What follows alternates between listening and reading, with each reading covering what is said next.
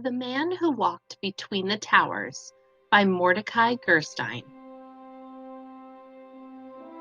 Once there were two towers side by side.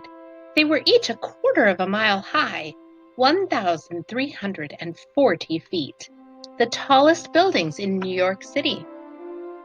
A young man saw them rise into the sky. He was a street performer.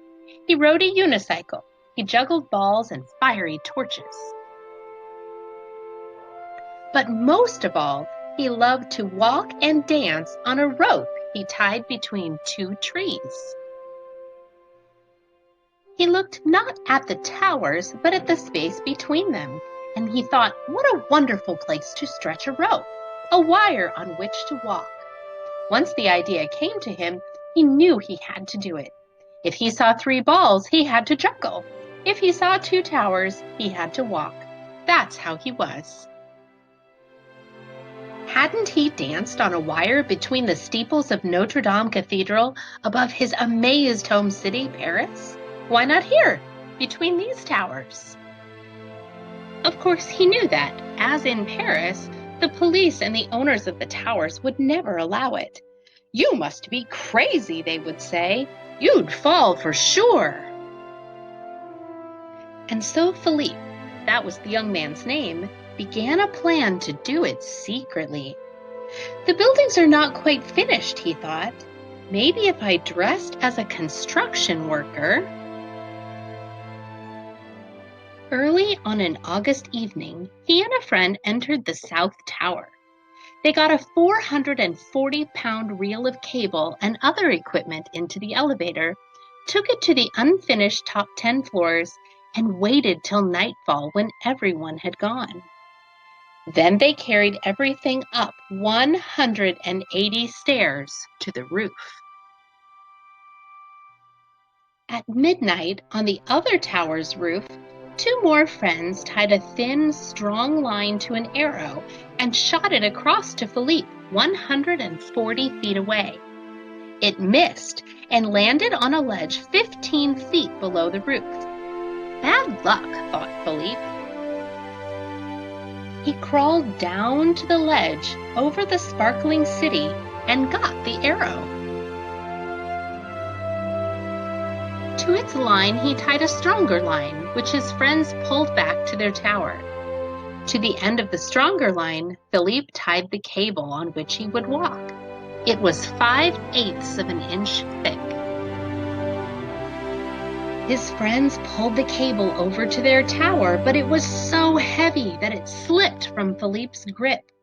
The cable's middle plummeted toward the street, pulling the friends on the other tower to the very edge. Philippe, just in time, secured his end. It took 3 hours to pull the cable back up. Frantically, as the stars faded, they tightened it between the towers. It was past dawn before they were ready. Philippe put on his black shirt and tights. He picked up his 28-foot balancing pole. All his life he had worked to be here, to do this.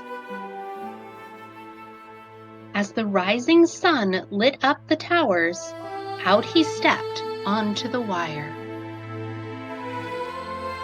Out to the very middle he walked, as if he were walking on the air itself. Many winds whirled up from between the towers, and he swayed with them.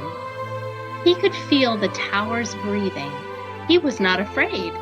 He felt alone and happy and absolutely free. A woman coming from the subway might have been the first to see him. "Look!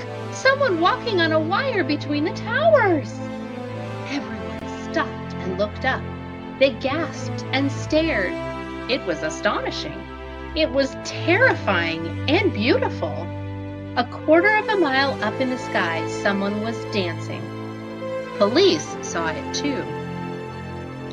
Officers rushed to the roofs of the towers. "You're under arrest!" they shouted through bullhorns. Philippe turned and walked the other way. Who would come and get him? For almost an hour, back and forth, he walked danced, ran, and knelt in a salute upon the wire. He even lay down to rest.